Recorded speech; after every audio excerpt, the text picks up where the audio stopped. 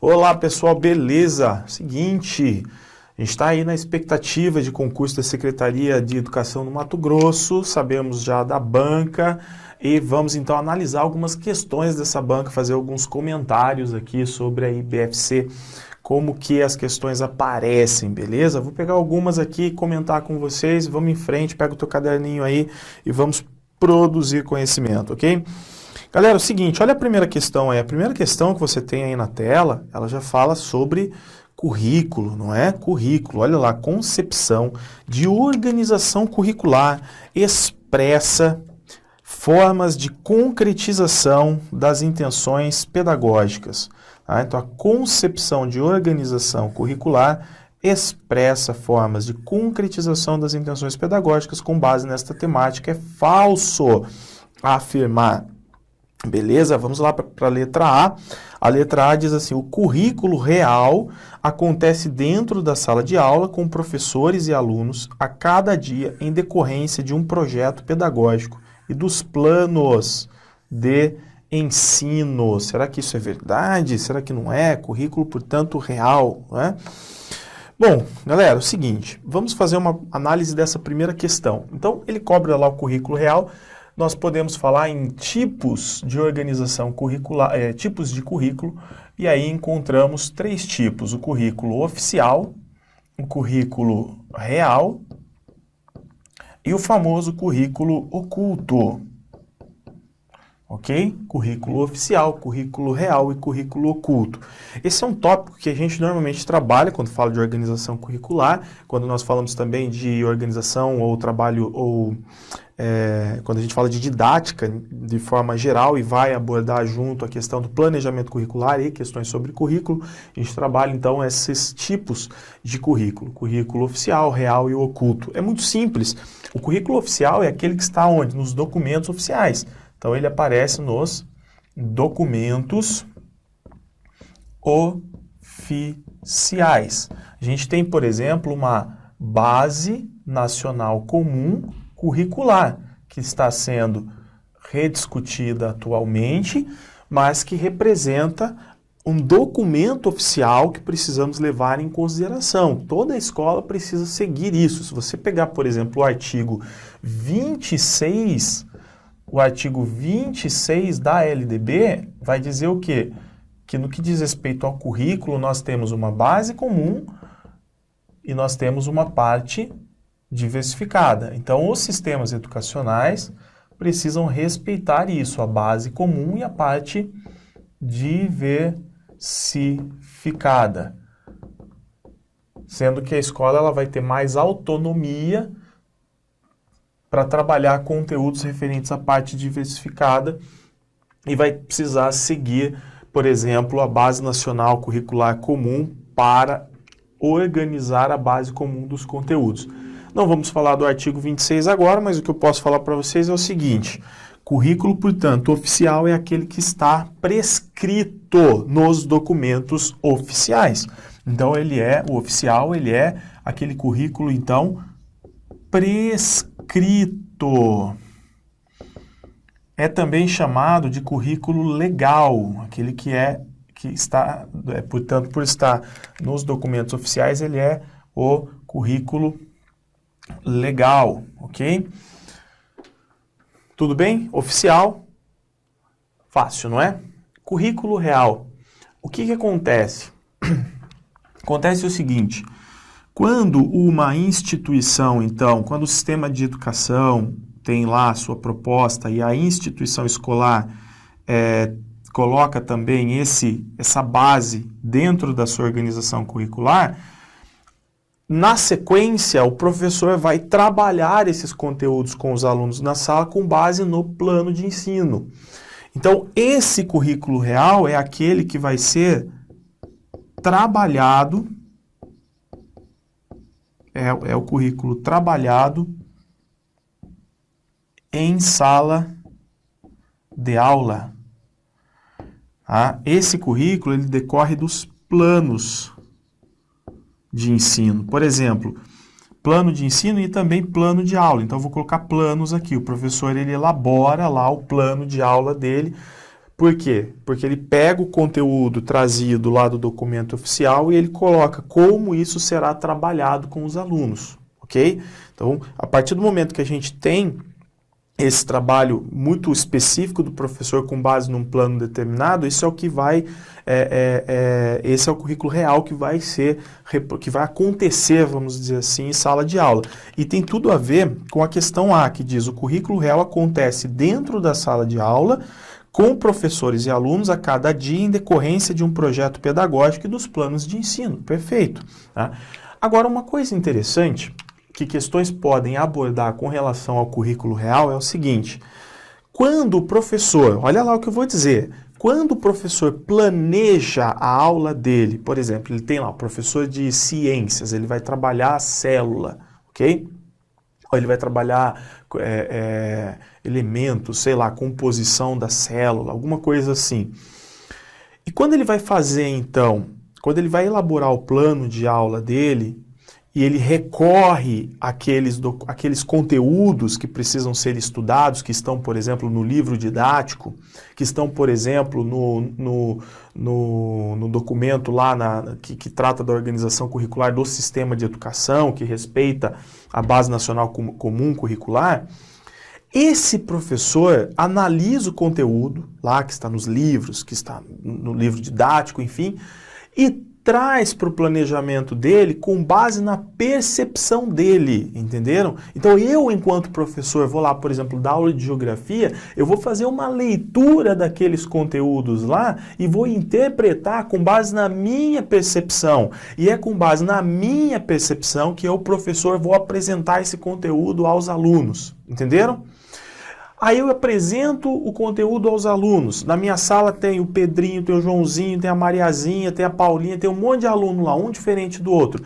Esses alunos aprendem esse conteúdo do mesmo jeito? Não, esses alunos não aprendem o conteúdo do mesmo jeito. Cada um aprende de um jeito diferente, cada um assimila de um jeito diferente. E o que nós queremos dizer com isso? Algumas questões abordam essa situação de que no currículo real, a forma como o professor interpreta o conteúdo a ser trabalhado não é exatamente a forma como esse conteúdo é prescrito no documento oficial. Certo? Beleza. Ainda, a forma como os alunos compreendem esse conteúdo que o professor ensinou não é exatamente a forma como o professor passou para os alunos. Isso quer dizer que no âmbito do currículo real ocorrem algumas mudanças de percepção com relação a esse conteúdo que está no documento oficial. Ele não é reproduzido de forma pura, de forma totalmente neutra, ok? As subjetividades, tanto do professor quanto dos alunos, influenciam na forma de perceber esse conteúdo que está aqui na base curricular comum, e isso também é questão de prova, ok? Agora, o oculto, currículo oculto. No caso do currículo oculto, ele não está prescrito e não está nos planos de ensino, tá? Então, não está prescrito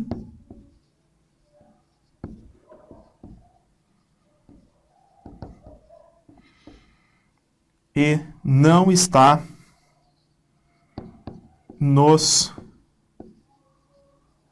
planos de ensino, mas influencia os alunos. Vou colocar aqui de forma bem simples. Mas ele influencia os alunos. Por exemplo, cultura. Cada aluno lá dentro de uma instituição educacional tem lá a sua forma, a sua cultura, a sua forma de expressar a própria cultura, tem a forma de falar, a forma de agir. Uma criança acaba servindo muitas vezes de base ou de referência para outra. Então isso é o currículo oculto. professor, ele, por exemplo, não planejou lá trabalhar a diversidade com base naquilo que as crianças trazem para dentro da escola, mas ela traz um jeito de falar, um jeito de agir, enfim, que o aluno percebe isso, o aluno convive com isso e ele se apropria dessa cultura trazida pelas outras crianças. Uma outra forma de expressão do currículo oculto, um outro exemplo, seria a organização do espaço. Organização do espaço. Então, dependendo da forma como o espaço está organizado, o aluno tende também a se apropriar daquela informação, ok? Então, por exemplo, você chega numa sala, a sala está toda bagunçada, né? Não existem critérios para nada, o aluno, as chances dele também começar a adquirir alguns hábitos, né, de desorganização, existe, tá? Por outro lado, se eu tenho, por exemplo, uma sala de aula muito rígida, muito autoritária, em que as carteiras elas estão sempre enfileiradas, os alunos não podem abrir a boca, o aluno também acaba, ele se apropria dessa cultura de certa forma, né? A partir do momento que ele vive essa situação, ele passa também a agir dessa forma ou a tentar assimilar esse modelo de trabalho. Dentre outras possibilidades, enfim, é tudo aquilo que está presente no dia a dia da criança, ela experiencia, por isso, esse conteúdo oculto, esse currículo oculto, ele é experienciado também, apesar de não estar prescrito, apesar de não estar nos planos de ensino, ele é experienciado, ele é vivido, ele é absorvido e ele influencia o comportamento, ele influencia a aprendizagem, ele influencia no desenvolvimento da criança. Tudo bem? Nós temos que ter um olhar clínico para isso. Nós temos que saber observar, enquanto professores, o que está oculto, mas que, na verdade, faz parte da rotina, do dia a dia do meu aluno. E um ponto interessante, quando eu falo de cultura, muitas vezes, o que é, né? Qual é a cultura que não está sendo expressa nos planos de ensino, aqui no currículo oficial e nos planos de ensino? É a cultura popular. Então, isso é importante também nós colocarmos. Se eu vou para aquela linha da crítica ao currículo elitista, eu tenho que entender o seguinte, por exemplo, eu vou pegar lá Paulo Freire. Paulo Freire critica a educação bancária e a escola elitista. Por que a escola é elitista? Porque os conteúdos que estão aqui nessa base, que foram criados lá em cima, lá no plano estratégico, esses conteúdos aqui, eles são conteúdos que atendem aos interesses de uma classe dominante e que, portanto, o professor, quando planeja a aula com base nesses conteúdos, reproduz dentro da sala de aula os interesses de uma classe dominante. A classe popular não tem vez, mas quando o aluno da classe popular traz a sua cultura para dentro da escola e manifesta essa cultura que não estava nos planos de ensino, aí sim eu tenho uma via. Olha lá, eu tenho um canal, eu tenho um meio de reprodução da cultura popular dentro da escola, apesar de não ser formal, apesar de não ser oficial, ok? Tranquilo isso, gente? Então, alguns comentários aqui sobre essa questão dos tipos de currículo. Vamos voltar para a questão, vamos lá. Então, a A está correta, portanto, não é ela a resposta, visto que nós queremos a falsa. Currículo é o conjunto de todas as experiências de conhecimento proporcionada pela instituição aos educandos. Parece que está certa também, não é? Olha lá que interessante. Se você pega uma educação mais tradicional, vou colocar aqui, ó, educação tradicional. Como que o currículo é trabalhado num processo educacional mais tradicional? Ele é trabalhado de forma fragmentada, organizado em disciplinas, ele é organizado de forma fragmentada em disciplinas e trabalhado de forma linear, tá? Então eu tenho aqui fragmentação, eu tenho disciplinas, eu tenho conteudismo, então a preocupação é qual conteúdo será ensinado, um na sequência do outro, portanto, linearidade, etc. São características da organização curricular em um processo educacional mais tradicional. Mas aqui na B, ele fala assim, currículo é o conjunto de todas as experiências de conhecimento. Quando eu saio dessa educação tradicional aqui e vou para uma educação mais crítica, eu não vou dizer qual necessariamente, por exemplo,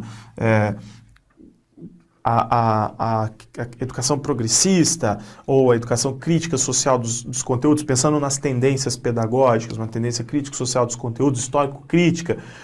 Aí eu tenho o seguinte, o currículo, ele traz conteúdos? Ele traz conteúdos, principalmente quando eu falo da progressista do Paulo Freire, não, porque aí os conteúdos, na verdade, são os temas geradores que são levantados a partir de diálogos.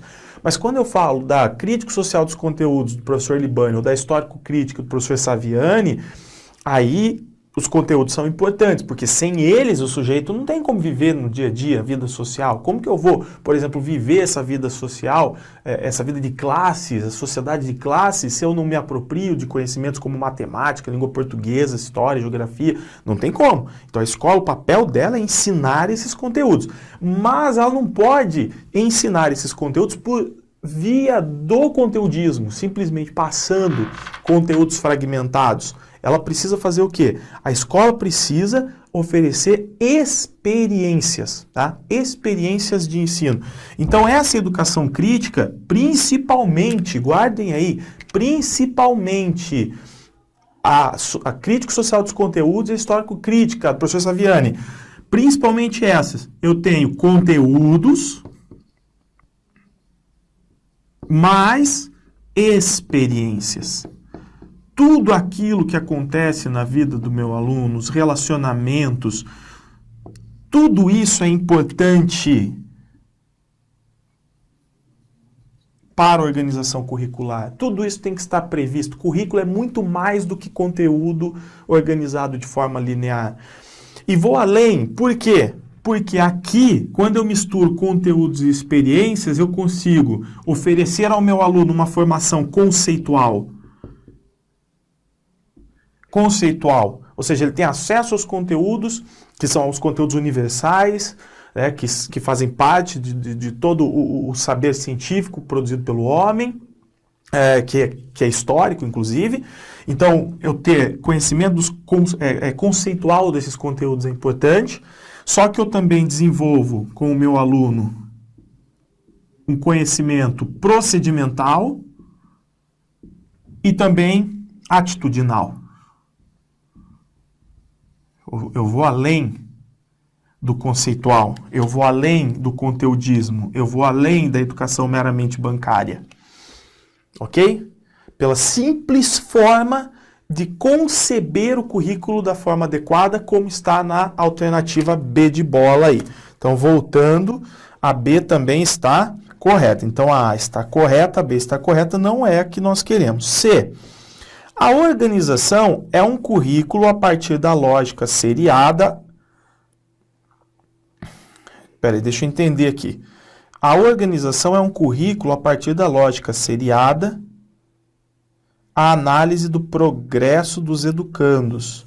Vocês percebem que é uma questão meio confusa, né? A questão errada, ela já fica gritando para você, eu estou errado em todos os sentidos. Ela já vai falando porque está meio... A organização é um currículo a partir da lógica seriada, a análise... Bom, não entendi muito bem, já estaria errada por isso, não é? Mas o que acontece? Nessa concepção crítica, e no Brasil, gente, a educação ela vai para esse rumo. Tá? As secretarias de educação vão assumindo, todas assumem essa postura, essa visão crítica de educação, respeitando, portanto, principalmente a doutrina educacional, aquilo que se produz nas obras sobre educação no Brasil, as nossas influências. Então, por exemplo, tudo que nos remete à linearidade, conteudismo, academicismo, enciclopedismo, fragmentação, disciplinas, conteúdo, por exemplo, sem valorizar a interdisciplinaridade ou sem valorizar até mesmo a postura transdisciplinar, talvez, Tudo isso nos leva para uma educação mais tradicional que precisa ser superada. Aqui, por exemplo, ele limita a ideia da organização do currículo associando a linearidade, a lógica seriada, né? O que é currículo? Você dá um monte de conteúdo para o aluno vai evoluindo e conforme ele vai evoluindo, ele vai progredindo de série em série. Só isso. Ou seja, a organização curricular refere-se a só isso. Não, é muito mais do que isso. A concepção que nós devemos ter de currículo hoje no Brasil é muito mais complexa e todas as secretarias de educação assumem essa necessidade de uma concepção mais complexa, tudo bem? Então, essa alternativa C, ela é gritantemente errada, essa aqui está incorreta e é a nossa alternativa. A D vai dizer, o currículo é a ligação entre a cultura e a sociedade exterior à escola e à educação, entre o conhecimento e a cultura herdada e a aprendizagem dos alunos. Opa, olha que beleza, ó. O que o currículo faz? Ele liga a cultura herdada e a aprendizagem dos alunos. Ele liga a teoria à prática possível. A teoria à prática possível, dadas determinadas condições. Aliás, esse trecho aqui é um trecho do Libânio. Tá? Simplesmente reproduziram um trecho aliás, todos os trechos são de obras também, talvez outros do Libânio também, a gente não consegue lembrar de tudo. Mas aqui tem um ponto interessante para nós finalizarmos a análise dessa questão. Aqui tem um ponto interessante que é o seguinte, voltando para mim aqui. Olha lá o que a questão diz, está correta, tá? Porque nós já encontramos a falsa. O currículo é a ligação entre a cultura e a sociedade exterior. Então, quer dizer, eu tenho uma escola, vou colocar aqui, ó, tem o E de escola, tá? O E de escola, e eu tenho a sociedade. Aquilo que se produz aqui na sociedade, a partir dos fatos sociais e de tudo que acontece na sociedade, aqui são produzidos conhecimentos. Tá? Lembra que a escola atende a sociedade, tudo bem? A função da escola é atender a sociedade. Aqui são produzidos conhecimentos. Conhecimentos. E a escola precisa preparar o educando para viver essa vida social. Então, ela precisa olhar para esses conhecimentos, ok? E trabalhar esses conhecimentos dentro da própria instituição. Como que chama isso? Isso se chama transposição didática. Transposição didática. Maravilha?